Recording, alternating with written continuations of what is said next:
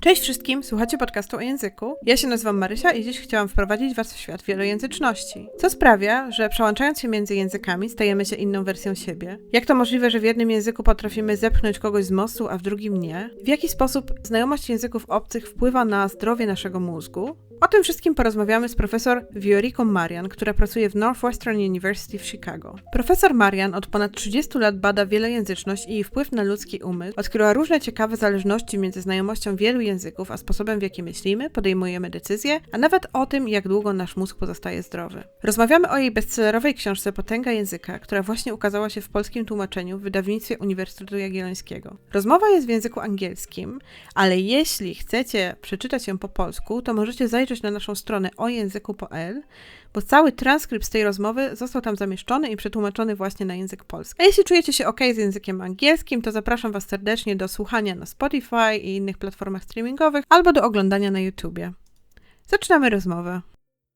Hello, as I've introduced before, we have a special guest today, Professor Viorica Marian from the Northwestern University, who has written a very interesting book about multilingualism and the power of language. That's actually the title in English, The Power of Language. And today we will be speaking about the book, the magic of multilingualism, and the ways in which language shapes our thoughts and our reality.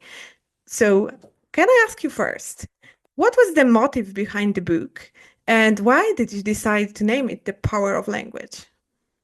Sure. Well, thank you for having me. It's a pleasure to meet you, Maria. And it's a pleasure to have this podcast to reach to the Polish listeners and the bilinguals and multilinguals in Poland. The Polish edition of the book is coming out next week.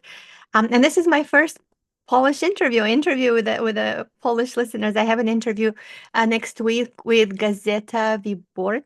I hope I'm pronouncing it right. And more coming. And I'm really looking forward to these conversations. I've been to Poland once in the past and really enjoyed it. What a wonderful country. I had a wonderful visit. I was in Krakow, which is such a beautiful city, and loved the people I met, the food, the culture, everything was just wonderful. So thank you. Just so thrilled. And staying with the Polish theme, I do live in Chicago now, which happens to have quite a large population of Polish immigrants. I think it's the largest outside Poland. So we even have, entire neighborhoods that are entirely Polish, and restaurants and communities where Polish is spoken. Just not too far from my house here, there is a Polish house with a Polish flag, Polish and American flags next to each other. So I'm just thrilled to have this opportunity to connect with readers in Poland. Now, back to your question, how did this come to be? So I am multilingual myself. I was born, even though I've lived in the States for most of my life, I was born as a child, spent time in Moldova, which you being Polish know where Moldova is in the States. Most people have never heard of it. But I was born in Moldova when it was still part of USSR. And left Moldova when it was still part of USSR before it became an independent country. So at the time, even though I'm ethnically Romanian and we spoke Romanian at home, Russian was the official language in public spaces. So we had to speak Russian, and I grew up with both Romanian and Russian in parallel in a way where I speak both fluently, don't have an accent in either. And then in school started to learn English, where now English is my third and fluent language. Then in college, I learned French, and then studied Spanish. And along the way in life, picked up multiple other languages. So part of this interest is really rooted in my own personal background of growing up with multiple languages, and often noticing really peculiar differences or interesting things about the languages I knew and how they differed and how they sort of changed a little bit the way I thought about things. And we can go into examples later if you want, but I think every person who grew up or who speaks two or more languages to fluency notices differences between languages. And sometimes those differences can be puzzling. And then when I became an academic and went into science and research, um, initially as an experimental psychologist, interested in language, so a psycholinguist. My area of expertise is psycholinguistics, the psychology of language, which is a field at the intersection of psychology and linguistics. I noticed that at the time, and we are talking early 90s, there was very little research on bilinguals and multilinguals. Most research was really on just monolingual speakers, usually English, sometimes some of the other Northern or Western European languages, but really having this very monolingual model. And I remember even, as a young person walking through bookstores and libraries and looking for books that were about language, and all of them really had the perspective of one language. Philosophy, whether you're talking about philosophy of language, linguistics, experimental psychology, it was all monolingualism. Which, if you think about it, and I did think about it, did not reflect the reality of the world out there. Most of the world is not monolingual. The majority of the world population grows up with two or more languages or acquires two or more languages in school or later in life. So it's very common in countries all over the world for people to grow up with two or more languages. So if we only look at monolinguals and try to understand language and try to understand the mind, we leave out this huge segment of the world population. And we really get an incomplete and really an inaccurate understanding of the mind, of humanity's potential, of the brain, just what it means to be human and our capacity as a species. It's like it's leaving this huge piece of the puzzle out of the equation. And I tend to say that this is similar to the field of medicine, where heart disease and diabetes was studied extensively, usually in either just white people or in just men. And we know that heart disease shows up differently in women.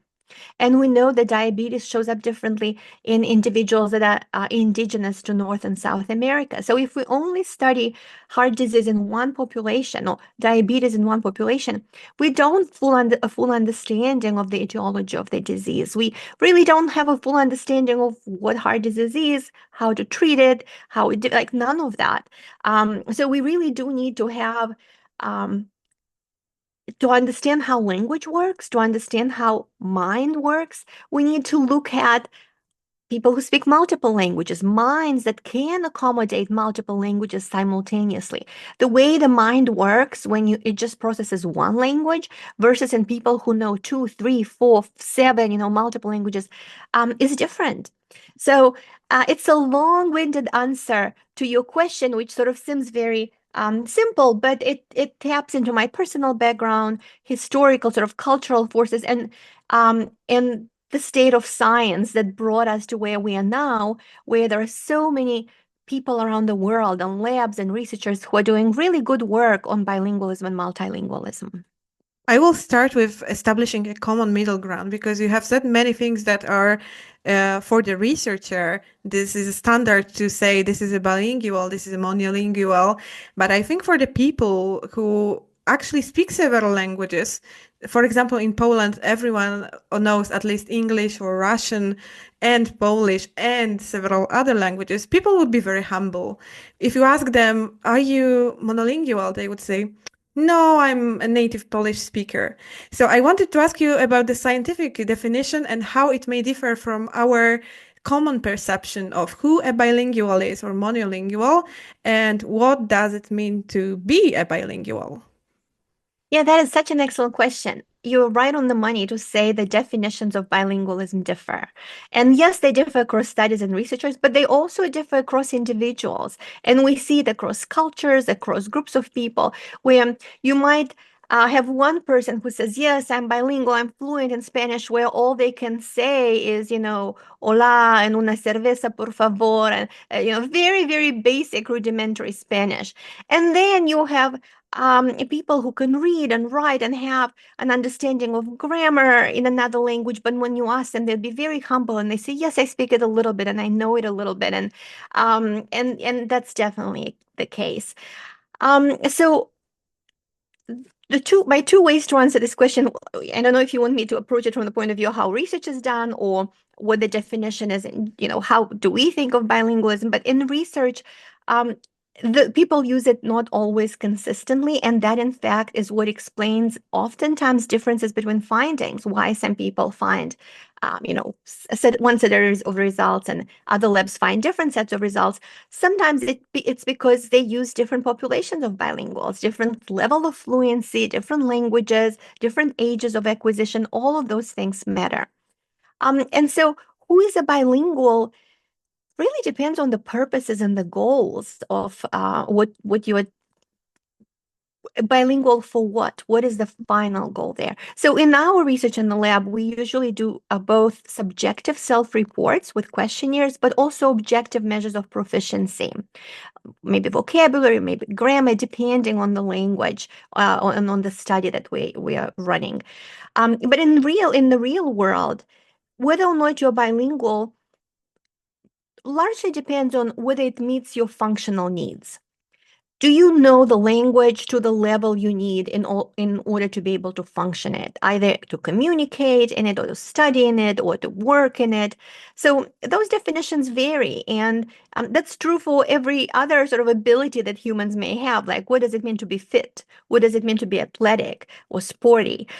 Some people walk 20 minutes a day and say, yeah, I'm so fit and sporty, and others are professional athletes and say, well, I'm not that great. There are people better than me. So definitions vary, but I would say if you can communicate in two languages in a way that meets your needs, then you are, and you have, you meet some basic standards of fluency with tests. And most languages have, like, for example, to study in a certain language or to immigrate to a country or to work in a certain language, you have to test to a certain level. Then you're considered bilingual. And I wanted to ask a follow-up question here, because in Poland, often people think that a bilingual is a person who was born into two languages. For example, a mother speaking Polish, father speaking English. And once you hit a milestone, you cannot be called a bilingual. So you told that age can be a factor, but how is it regarded also by the modern science? If we learn English when we are like 7 or 10 at school, can we still call ourselves bilinguals? Yes, we can. And there are distinctions between early bilinguals, people who grew up with two languages, and then late bilinguals, people who learn a second language later in life. But you can learn a second language and you can learn it to fluency later in life as well. And you can actually see some of the changes to the brain, to the way your cognition functions, even if you learn a second language quite late in life. So it is possible to learn a language at any age. You may learn it differently, and you may have other challenges. So, for example, one of the things that often happens is when you learn a second language post-puberty, you will end up keeping an accent most of the time. Like you and I are both now communicating in English. It's not the first language for either of us. So we both have an accent, most likely because we didn't grow up with this language from early childhood. But that's all right. Having an accent is not an impediment to being able to understand and produce language spoken and written fluently. So yes, there are differences, and the earlier you start studying a language, the better. And my take on this is the best time to learn another language is from birth, and then the second best time is now. So it's never too late. It doesn't matter how old you are. You can always start learning a second language. You can be as fluent as, depending on how much effort and time you put into it. And you can start seeing some of the benefits. You mentioned that the brain actually can change and adapt when you learn a new language. I know it will be a very broad question for the starters. In your book also, we can read about many, many ways in which learning a new language can change our brain or shape some parts of our brain. But could you enumerate like if the most important or prominent things for you that are affected in our brains, in our cognition, when we learn a new language? Sure. So the book is organized into two parts, where the first part looks at how knowing two or more languages changes the individual, changes the self, the brain, emotions, relationships, identity, all of that. And then the second part looks at how bilingualism and multilingualism changes societies and, in a broader sort of frame. So if we look at the brain specifically, you can think of bilingualism and multilingualism as constant exercise for the brain, keeping your brain active, keeping your brain engaged, just like your body, you have to go out, keep it fit, move it, exercise it. What happens when you know two or more languages? You constantly have to control the two languages. So like right now, as we are speaking in English, we have to make sure that we prioritize English, we facilitate English, and we inhibit all of the other languages we know. If it's Polish, if it's Russian, if it's whatever other language you know, we have to make sure that it doesn't suddenly pop out. Like if you will now start speaking to me in Polish, it won't, I'll get it, I'll understand some of it, but it won't be as smooth of a communicative exchange here. So we have to constantly inhibit the irrelevant language and facilitate the relevant language. And this, it's like giving the green light to one language and then the red light to the other language. And you have to do that constantly. We know based on lots of research, and I of course talk about that in the lab as well, eye tracking, in the book as well, eye tracking research, brain imaging research, that our languages are constantly activated in our brain. They constantly interact, they constantly mutually influence each other. And you can see influences from one language into another. And this need to manage this co-activation and competition results in this neural activity that improves cognitive control, this ability to control languages, executive function. Multiple areas of the brain are being actively used when you have to constantly juggle more than one language. You can think, so, when individuals get older, for example, we're often encouraging older adults to keep their brains active by doing word puzzles, Sudoku puzzles, keeping your brain actively and working it out often. But what's interesting, when you do that, you actually have to take time out of your life to exercise your brain. You have to sit down and actively, do some puzzles. Whereas when you know two or more languages, you do that all the time. You just go about your life, you talk to one person, you talk to another person, you watch a movie, you listen to a song, and you're constantly juggling multiple languages. So the workout is constant. And there is now evidence that the brains of bilinguals and multilinguals remain healthy longer later in life, where if you are going to develop Alzheimer's or other types of dementia, you are diagnosed 4 to 6 years later, depending on the study or the population, than if you are monolingual and only speak one language. So this exercise that the brain gets by juggling multiple languages allows you to compensate functionally for the anatomical neural deterioration that sometimes happens with dementia, for example. So the one way to think about it is, imagine if you take a certain road home every day. You go to work, you come back, you take that road. You go to the grocery store, you come back, you take the same road. You go to the pharmacy, whatever you do, you take the same road every day. And then one day on the way home, you discover that that road has collapsed. If you have access to other roads, if there is, an infrastructure that has been built and there are other roads or bridges around, you just sort of change the navigation and change your route and reach your home with no problem. But if that is the only road you have to reach your home, then you're out of luck. You will not be able to get home anytime soon. In the same way, when you have used two or more languages over the course of your life, you have built memories, experiences, connections between different brain areas that have been spread across two or more languages. And when one of them is impacted by brain disease, you can not really reroute, but you can compensate functionally by drawing on all the other connections and all the other memories and experiences that you have accumulated while using the other two languages. So there are all this lifelong changes to how our brain functions when we are constantly juggling two or more languages.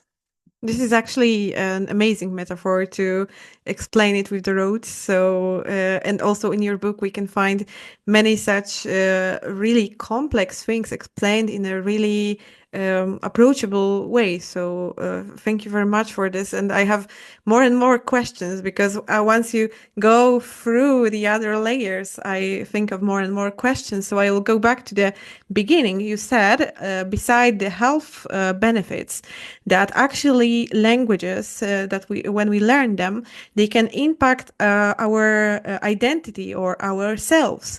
So in what ways could the language impact our thoughts, our identity in the even more social maybe sense as well? Yeah, thank you for saying that the book is written in this accessible way. That was a big goal for me because, for the past 30 years, I've been running experiments, going to conference, giving talks to scientists, and then you have these research papers that are read by such a small group of people.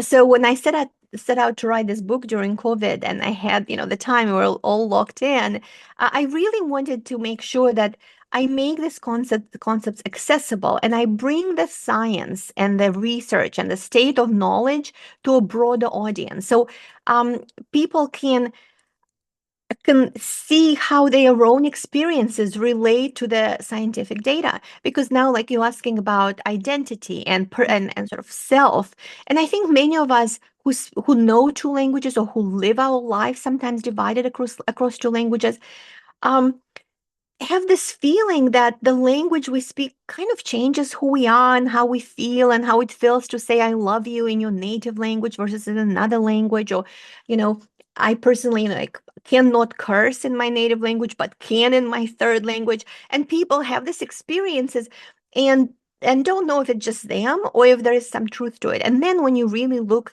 at the science out there, you can see that, some of your intuitions or personal experiences are reflected in the data. Maybe not all, but in some way, it is in fact true that when you use a language, that language comes with a set of cultural norms, sort of rules and cultural expectations that differ. And as you use one language, that set comes up more, your set of reference, your frame of reference. And you do tend to make different decisions sometimes when you use one language versus another. And there is actually, since this is a Polish interview, there is this Polish English bilingual writer who has a book called, I think it's called Lost in Translation, where she talks about how her desire to whether she should marry a person or whether she should study piano. Her decision is influenced by whether she's speaking Polish or English, where in Polish, she thinks, yes, I should study piano. And, I can't remember which way the marriage goes, but in English, it seems her decision was like, well, this is not as practical, so I shouldn't. And I actually had a student in my class who also was saying that he was trying to decide whether to marry a person. And he was saying when he was making the decision in Korean, he was thinking, yes, he should marry his girlfriend. But when he was making the decision in English, he was thinking he shouldn't. And in fact, if you look at study after study, very often bilinguals make different decisions depending upon which language they speak.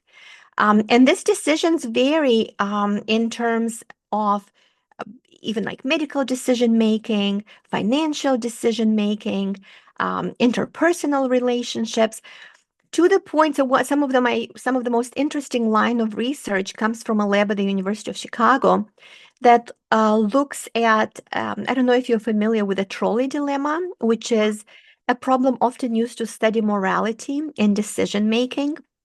There are many versions of that problem, but in this particular version that has been studied with bilinguals, the scenario is that a trolley is coming down the tracks, and there are 5 workers working on the tracks. And this trolley is about to run over these 5 people. And you are standing on a footbridge next to someone a big person with a big backpack. If you push that person down, the person would die, but that will stop the trolley and save the lives of these 5 people. So then the question is that, would you push this person off the bridge to sacrifice the life of 1 to save 5? And bilinguals answer somewhat differently. If they are asked in their native language or second language, they are much less likely to say that they would push the person when they are answering in the native language, and they are more likely to say that they will push the person when they're answering in the second language. And the difference is in the double digit of percentage points, which is quite a large difference. If you think that the only thing you're changing is the language in which you're asking. The idea being that when you are asking this question in the second language, you're able to make a more logical decision and think about a utilitarian, greater good approach. What benefits the greater number of people? So sacrificing the life of 1 to save 5. Versus in the native language, you're more guided by emotions and by these deontological values of what's right or wrong. The thou shalt not kill sort of mantra. And people vary. If you do this, like I typically do this in my classes when I teach, or even when I give talks, I ask, how many people would push a person to their death to save 5? And not as many people say yes, but then you can manipulate that question by saying, what about if you don't have to push the person? All you have to do is press a button. And that changes the answer. And then what about if it's not 5 people, but 500? What if it's 5 million? So these answers can change depending on how you ask the question. But one variable that makes a difference is the language that we're using, native versus second language. So, oftentimes if you are struggling to make a decision about something, it can't hurt, and it can only help to approach that decision making from 2 different languages. You may be like, immerse yourself in one language only, listen to songs in that language, think about things in that language, ask yourself in that language, and then later on you switch and you try the same question in the other language, to almost sort of tap into a different version of your identity to help you ultimately arrive to what's the best decision for you. But these are just some of the examples. In the book, I talk a lot more about memory, how things that we remember about our childhood, about our lives in general, how we think about ourselves, differs depending on the languages we speak. People even score on personality tests differently depending on the language in which those tests are being taken. And since the book has been published, we've been running new studies that eventually, in a few years when they all run, I'll talk about. But now we're looking at things like mental health, depression, anxiety, suicidality, post-traumatic stress disorder in bilinguals in the native versus second language, and finding differences there as well, including an assessment. So language is such a powerful tool that we are often not even aware of what a difference it can make in our lives if we become more attuned to and aware of the power that the many languages we know have on who we are and how we think. For me personally, 100% I can see differences in how I interact with people, family, friends, co-workers, depending on the language I speak. And even, like what aspects of my identity come forward when I speak one language versus another. Yeah, and that's actually what I wanted to ask you about, because I wanted to share my experience. I'm a native Polish speaker, and then I learned English, French, and several languages. And I was teaching English in COVID and post-COVID online. And when my partner saw me teaching English, he told me I'm a different person. So in Polish, I would be like shy or more, maybe less outgoing. And when I teach English, when I speak English, I'm like super energetic. I'm super confident suddenly. So that's really interesting, because I thought that I'm not so confident in English. It's not my native language. But it turns out some parts of my personality behave differently when I speak English. So actually, that's really amazing that you shared. You also have it. But do you have any specific examples, for example, when you speak English versus your native language? What is the main difference? Like, I feel more confident. How about you? That's such a wonderful example, a really, really good example, because I think it just beautifully illustrates how the cultural background you speak, of the languages you speak, and sort of the gender roles, and then like the social norms, what's more or less appropriate, is reflected in who you are when you speak those languages. And I think my experience aligns with yours as well. When I speak my native language, coming from Southeastern Europe, where gender roles are much more defined, I do become a different version of myself. And when I speak English, so when I think of myself in my native language, I inhabit more of those like family home roles, daughter, sister, family member. Um, because that's the space in which I tend to use that language more. Whereas when I speak English, I tend to tap into a more professional identity, because that's why I did all my schooling. That's the language I use at work. So I even say in the book that I would not have been able to write that book in any other language except English. Not only because I don't have the vocabulary for it, but because of all these other things that you were mentioning, that you're bringing up. Sure, my many identities interact and they cross and I can tap into it, but the natural, you know, aspects of me, whether I should be sort of more agreeable and more uh, reserved versus more confident and outspoken, they are tied to the languages we speak, for better or worse. So I think most people can, if not have observed already. So I would encourage our listeners to think about the roles they switch when they switch languages. But since we talked a little bit about the differences connected to gender in language, I will introduce you to a topic. In Poland, it's a really hot topic when it comes to gendered nouns for the female jobs. So, for example, when you're a really important person, like a manager of a company, some people would use the masculine gender noun for the job title, and they would argue that this is the appropriate for the role. But more and more women are using the feminine one, actually. So it's counterintuitive to some languages like English when we try not to use gendered language, especially at workplace.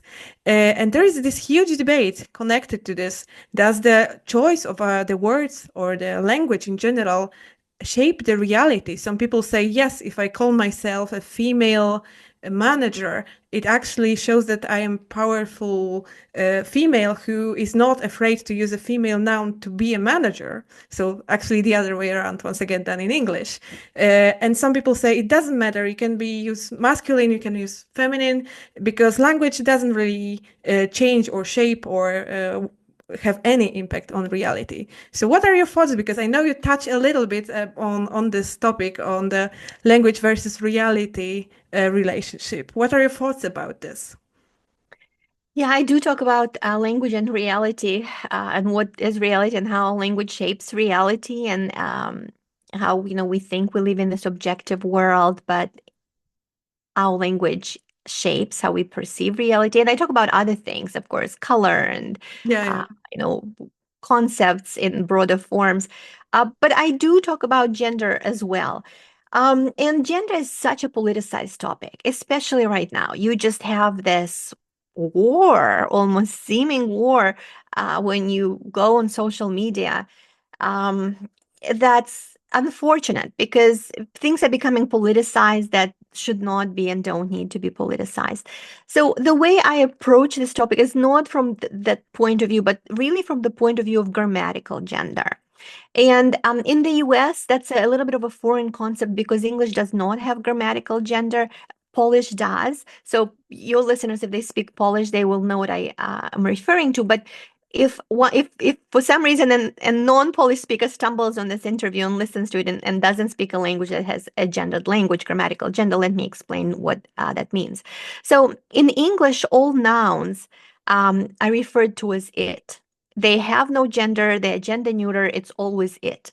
Whereas many other languages around the world, including Polish and other Slavic languages, including Romance languages, and many languages, have grammatical gender. What that means is the objects, even when they're inanimate, they are either a he or she.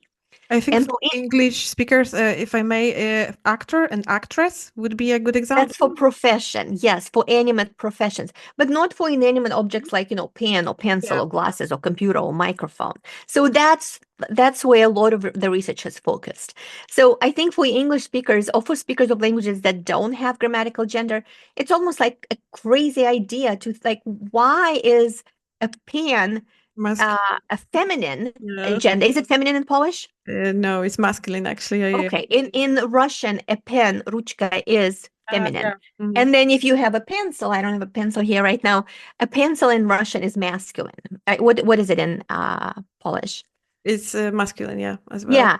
So, when you speak a non-gendered language, non-grammatical gendered language, it's very hard to learn that and to understand why is this feminine, why is the other one masculine, or, like why is like chair masculine and why is book feminine, like all this seemingly arbitrary things. But the reason I bring that up is because even for inanimate objects where gender should not matter, like you're talking about professions where, it probably matters. But let's talk about things where you can scientifically study and design experiments where you can take objects that there is no logical reason why one should be masculine or feminine. And in fact, different languages put different grammatical genders on it. You can have an item that's masculine in one language and feminine in the other language. And it turns out that people think about those objects differently, describe them differently, represent them mentally differently, depending on the grammatical gender of those objects in their language. So if you take, there is a series of experiments, multiple experiments by a scientist at San Diego, at the University of California, San Diego, Viorica. She basically looks at how speakers of languages that have different grammatical genders describe objects. And they find that if you take an item like a key, and if in your language key is feminine, you're going to describe it as tiny, intricate, golden, ornate, with this kind of adjectives. If key is masculine in your language, you're going to describe it as metal, jagged, rugged, hard, strong, however with completely different adjectives. If you switch, so it's not specific to a language, you take the same two languages, but you switch things around and you take something like a bridge, and in the language in which key was masculine, now bridge is feminine. Bridge is described as long, slender, beautiful, romantic, however, and then you take the language in which key was feminine, now bridge is masculine, and the bridge is described suddenly in very different ways. This experiment was done with German speakers and Spanish speakers. So even such small things, just changing the grammatical gender, changes how we represent those objects, how we think about them, how we describe them. And there are so many other experiments, how we remember them, done along those lines. So if we see, how we think about a pen or pencil being influenced by grammatical gender, it's not surprising that how we think about people is also very much influenced by their gender in powerful ways. And I see it in everyday life and in everyday meetings. There are so many experiments showing how resumes are being evaluated differently when everything is the same. You just change the name to masculine versus feminine. Salary offers, so many things. And unfortunately, talking about this now is becoming taboo because we are seeing such a change in political climate that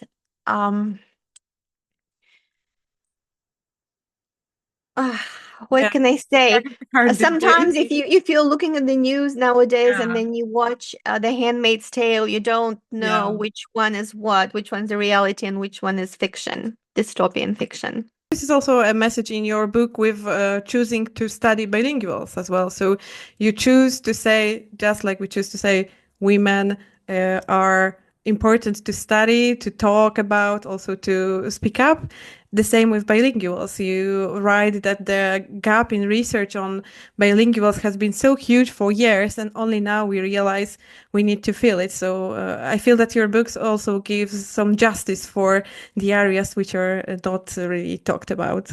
as I was saying before, I think that if we don't do that, we leave out such important things about humanity. So I'll give you one example where, to some extent, I feel like sometimes we don't even know what we don't know because we are not including the entire sort of human spectrum. So, for example, completely by accident, we stumbled on a discovery related to autoacoustic emissions in bilinguals and multilinguals. And for people who don't know what acoustic emissions are, emissions that your ears produce. So if you put a very sensitive microphone close to your ear, you can actually record sounds that your ear emits. Few people know that. We know that our ear processes incoming sounds, our brain processes incoming sounds, but it turns out that our ears also produce this autoacoustic emissions.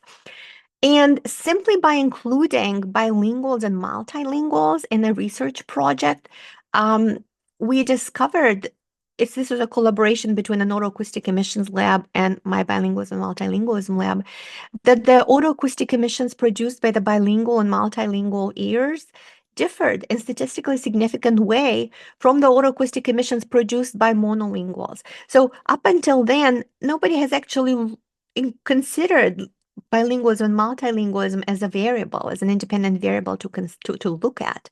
And this eventually will give us more information about the function of autoacoustic emissions, the brain activity involved, as we try to understand these differences. And this is just one small example that we stumbled across by accident by including multilinguals in a study. Think about how many other questions and answers, how many other answers we could get and questions we don't even know to ask unless we include brains who know many, many languages.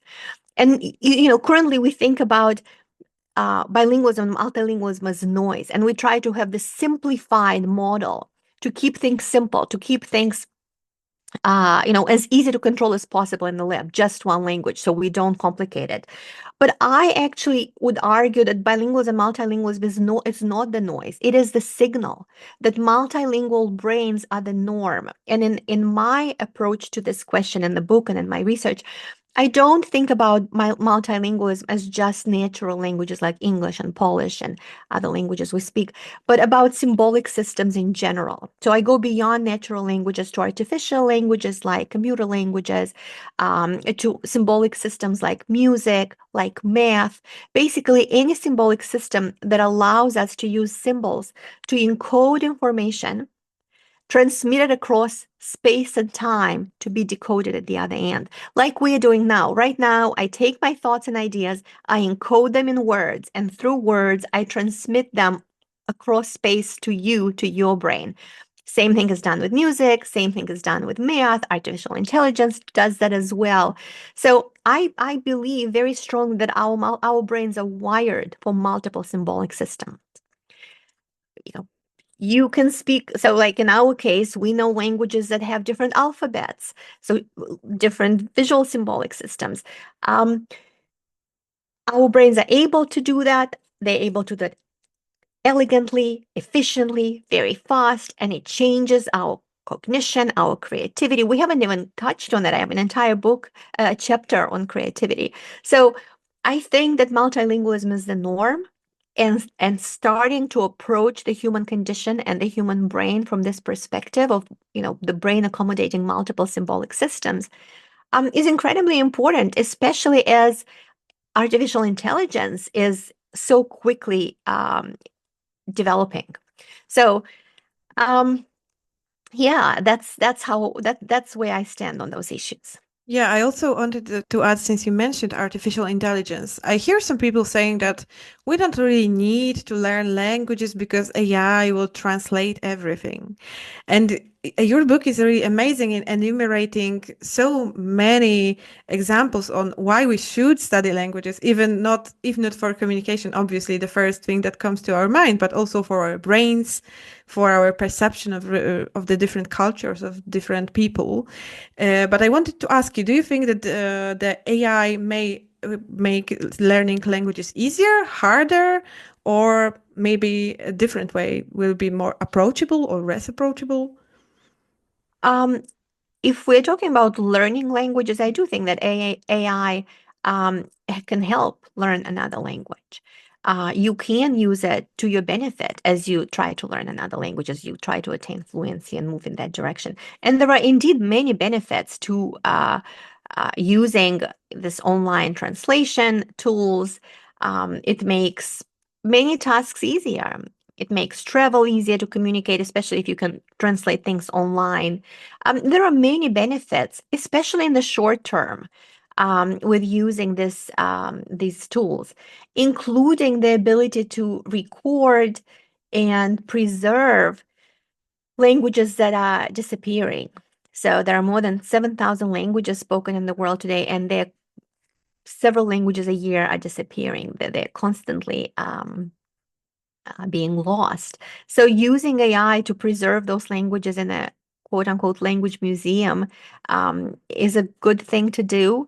And using AI to help translate text, translate speech can be very helpful and has a lot of advantages.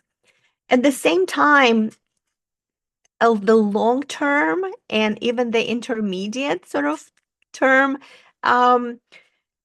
issues that come out of that are less clear. So yes, we can use AI for things that are of low critical importance, but when you are talking about life and death kind of decision, you still want a competent human brain there, because at this point, AI can still make mistakes and it can't read the room. It can't always know the cultural connotation, the political, there are all these nuances that can come into play when you are when you are negotiating serious political, economic issues. So I don't think that any of our leaders will be using AI to interpret on the political stage anytime soon. And they should not, because there are a lot of risks that could come from that.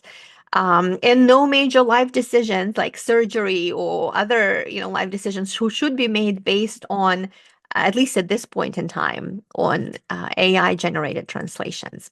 It's a good starting point, but you still want a competent human brain to go through that. But long term, I think that AI can pose serious challenges to linguistic diversity and to what I mean by that is I think that it will accelerate the death and loss of languages around the world, languages that don't have as many speakers and are not spoken as widely and don't have as large of a digital footprint will disappear at a faster rate than they do now. And that eventually only a small set of major languages will dominate. We already see that happening, and it has been happening, of course, historically, but now it's happening at a much faster and much stronger pace. And if we are not worried about that and thinking, well, so what? There is no disadvantage to that. I'm not quite sure that that's true. And as you know, I have several chapters in the book that talk about how people who speak different languages think differently. They see the world differently. They make different decisions, logical decisions, different creativity processes, perception, just multiple aspects of cognition are changed by the languages we speak. So as we lose languages, we also lose some of the diversity of thought. And if we move in a direction where everyone is starting to think in a more uniform manner, all of us, I can see some downsides to that, especially as AI becomes stronger and better at making decisions and more powerful. I'm not sure that as artificial intelligence gets better, that it's a good move for human intelligence to, lose some of it's this diversity of perspectives. We can achieve some of those goals in other ways, but language, again, is such a powerful shaper of thought that it remains to be seen to what extent the advantages and disadvantages will, balance each other. And when it comes to AI, I think there is a lot of debate right now about the risks, the benefits. Everyone is approaching it from their own perspective. If you are working in the defense sector, you have your own perspective. If you're a computer scientist, you have your own perspective. If you're a cognitive scientist, you have your own perspective. My perspective comes from psycholinguistics, from multilingualism. So that's my angle on it. Everyone is approaching it from their own perspective. And so we live in interesting times for sure. And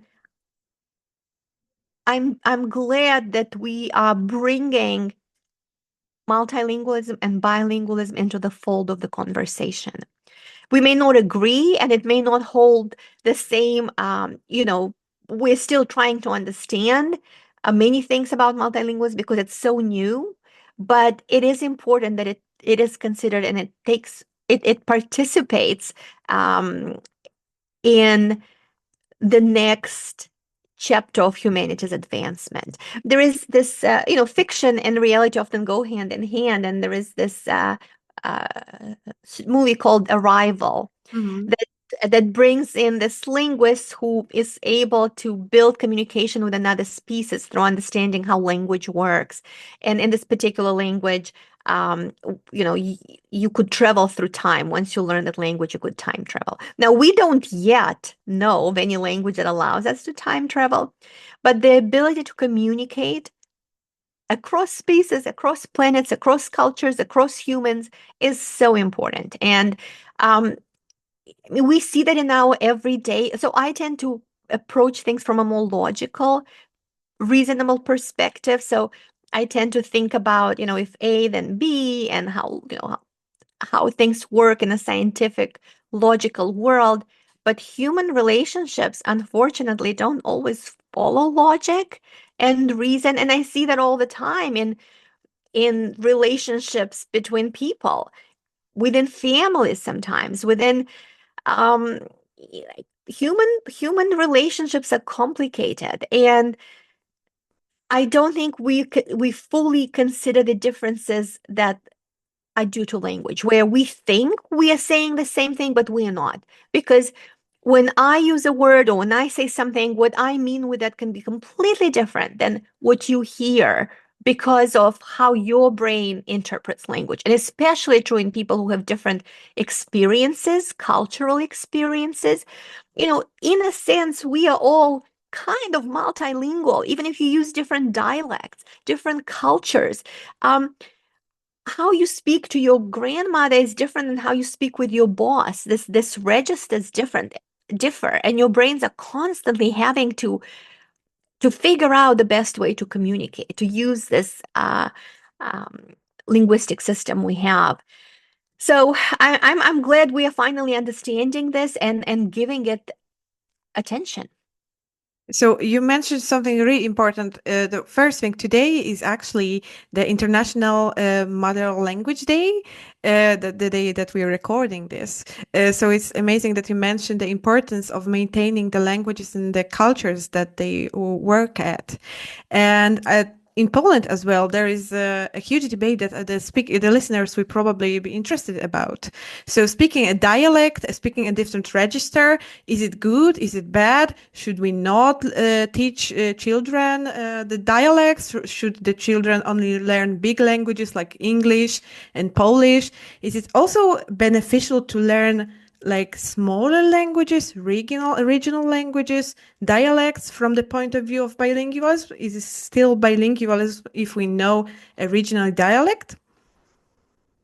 It's a really good question. And because I tend to stay close to data and not speculate, I will say that there is even less research on dialects and bidialectalism than there is on bilingualism and multilingualism. So bilingualism and multilingualism is a relatively new field that has come into itself in the last few decades. Research on dialects is even more scarce. So we really don't know. I can't quite answer that. We don't know if the consequences of bidialectalism and multidialectalism are the same as the consequences of bilingualism and multilingualism, but because language exists on this continuum, and it's sometimes hard to figure out where's the difference between a dialect and a language. Because if you take Romance languages like Spanish, Italian, French, what is Portuguese and Romanian, they can be much more similar to each other than maybe even Cantonese and Mandarin. And some Westerners consider Cantonese and Mandarin Chinese the same language or dialect of the same language, but then the five Romance languages are seen very differently. So it's hard to know where you draw the distinction between dialect versus language. And a famous definition in linguistics is to say that a language is a dialect with an army and a navy.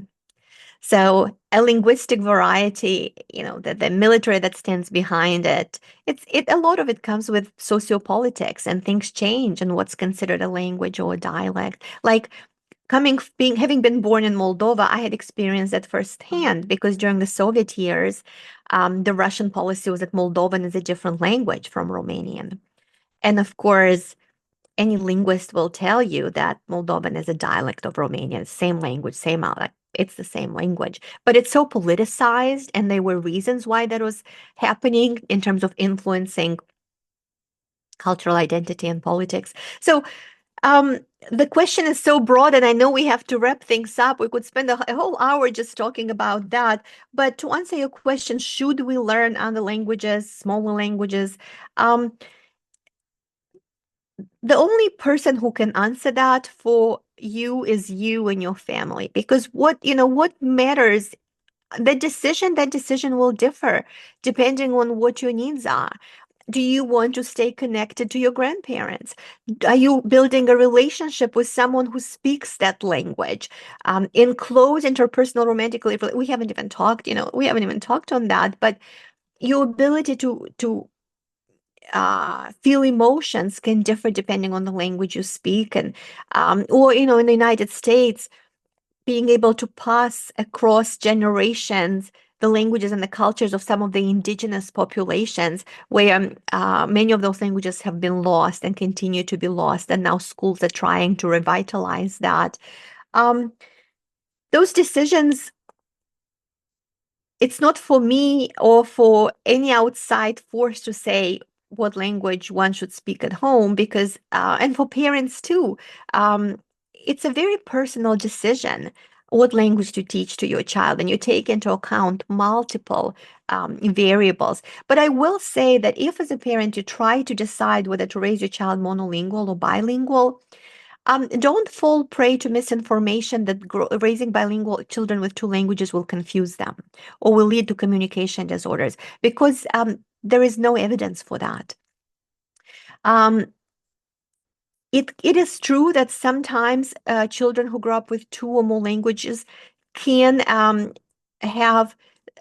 be what's known as late talkers. There can be some delays early on in development because they're building two systems at the same time, or interconnected systems, so it can take a little longer. But eventually they will attain both languages. They will attain them to fluency. And by the time they are in their teen years, they'll be able to fluently operate with two languages and draw all the benefits and advantages of knowing two or more languages. And there is no evidence that growing up with two languages increases incidence of speech disorders, autism, or any other communicative disorders. So you can become all of that is just not true. So definitely, if someone is interested in more details in your book, there's more details about what are the benefits of starting early, of raising bilingual children. And I wanted to ask you as some of the final question, maybe not the last one if we still have some follow-up, but finishing this amazing interview. If someone is still hesitant, should I start learning a new language? I'm too old, or I don't have time. How would you persuade the person? In what arguments would speak up from the scientific and bilingual point of view that you would say are the most prominent things that someone should consider here? So what are the benefits basically of learning? Again, it's up to the individual to decide whether they want to Yeah, but learn. like for your brain, I mean, from your scientific perspective, because obviously this decision is up to your moment in life and things like this. But Yeah. for your brain, for your cognition, what are the most prominent benefits here? You can start to see benefits if you learn another language at any age, including later in life, you will reap those benefits. And we talked about some of them earlier. The reason I'm hesitant to say, yes, you should learn another language is because people will naturally stick with whatever they enjoy doing. And if you force someone to do something they don't enjoy, it's not going to work. So it has to be a very personal decision. Some people love languages, or they love travel, or they, enjoy communicating with people. And for those people, learning another language will have those benefits. Just like some people love, going to the gym and working out and exercising, and to other people, and to someone else telling them, well, now you have to learn another language, it's yet one more thing to make them feel, guilty or bad about, and be like, beating themselves up because, oh, I should have done that and I didn't do that today. So I think, in the way I approach things in life, to the extent possible, especially now, later in life, is to say, follow your bliss. And if you prefer to exercise, you exercise. If you prefer to learn how to play a musical instrument, you learn how to play a musical instrument. If learning another language is something you're considering, then I think you should go for it at any age, because you will see those benefits to your brain at any age. And it just gives your brain a workout, an exercise, something new to learn. And there are so many ways to do this now. It's so much easier to learn another language than it used to be. And what it can do for you, it can also open up your world to more social interactions, open you up to travel more, to making travel more enjoyable because you are able to practice your newly learned skills. You can also trade language lessons with another person. So many older adults are often isolated and lonely, and sometimes suffer from depression. And this can be a way to connect with another person who wants to learn your language, even if it's online.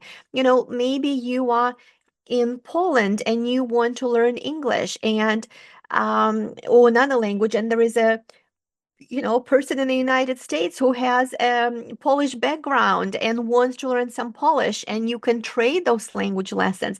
My brother, for example, was doing a certificate program in Sweden, and found someone to trade Swedish and English lessons. So the woman he was trading lessons with wanted to learn English, and he wanted to learn Swedish. And so it started with language lessons, and lo and behold, now that woman has been my sister-in-law for many years. So learning another language can have those social and interpersonal benefits. And it can be also an easy and enjoyable thing to do. So you can start easy just by listening to music in that language, or watching a movie in that language with subtitles in your native language, or the other way around, watching it in that language and with, subtitles, or so watching it in your native language and subtitles in that language.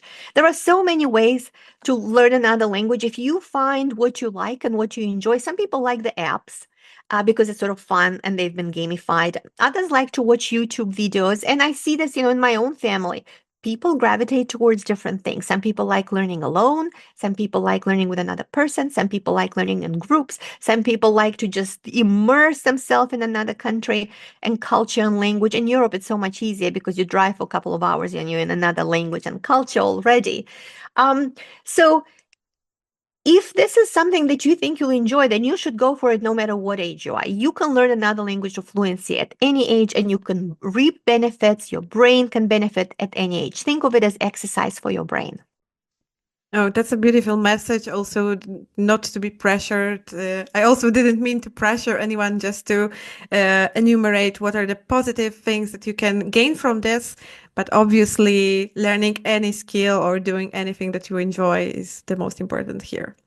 Okay, so for the last words, would you like to send a message about your book, or maybe tell who would be interested in reading such a book? This book will help everyone else in the lives of this language nerds understand what it is we do and why we do it. So to many linguists, a lot of the things that I talk about in the book is already very known. They'll still find new interesting things because I do draw on what is cutting edge science and coming straight from the lab, like some of the experiments right out of the labs of my colleagues and around the world in my lab too. So they'll still find new useful information. But I think it will help people in their life who maybe are not so passionate about linguistics and language understand why we are passionate. In fact, I have colleagues who said, for the people who've worked in the field for decades, who said, okay, for the first time, my mother can finally understand what I do. Or for the first time, my significant other can finally understand what I do and why. So I think it's hard to find this balance between making it accessible to a broad audience, which I think it is. It's for anyone. You don't have to be a linguist. All the terms I explained in very accessible ways. If you are, a person, if you are a driver, if you have any field of work, the service industry, you will still understand because I do go into science but make it accessible. So you'll understand most of it. But I still think that people who work in this field professionally will enjoy it because it just makes it really relevant to everyday life. So who should read it? I think anyone who people will find it interesting if they either know two or more languages, or they would like to know two or more languages, or they have a relationship with someone who knows two or more languages. Even if you're monolingual and you don't want to learn another language, but you are in a relationship with someone who speaks another language or is multilingual themselves, you will enjoy. I think this book will be a good fit for you and a good match for you. Dzięki wielkie za wysłuchanie tej rozmowy. Jeśli temat wielojęzyczności Was zainteresował i chcecie wiedzieć więcej na temat tego, w jaki sposób języki działają w naszych mózgach, na temat tego, jak wpływają na nasze myślenie, na nasze decyzje, na nasze postrzeganie, to koniecznie zajrzyjcie do książki Potęga języka, która ukazała się właśnie w wydawnictwie Uniwersytetu Jagiellońskiego, bo to, o czym dziś rozmawiałyśmy, to jest może jakieś 5% tego, co znajdziecie w książce. Także bardzo polecam. Jest to fajna książka zarówno dla osób, które dopiero zaczynają interesować się tematem języka, ale też dla tych, które już trochę wiedzą więcej i chcą sobie trochę tej wiedzy usystematyzować. Jeśli chcecie wrócić do tej rozmowy w formie pisanej, to znajdziecie ją przetłumaczoną na język polski na naszej stronie o-języku.pl. A jeśli interesują Was rzeczy językowe, językoznawcze, to koniecznie obserwujcie nas na social mediach: Instagram, Facebook, TikTok. Tam wrzucamy różne ciekawe materiały na tematy nie tylko związane z wielojęzycznością, ale też ogółem z językoznawstwem i różnymi językami. Dzięki wielkie, mam nadzieję, że Wam się podobało i do usłyszenia następnym razem.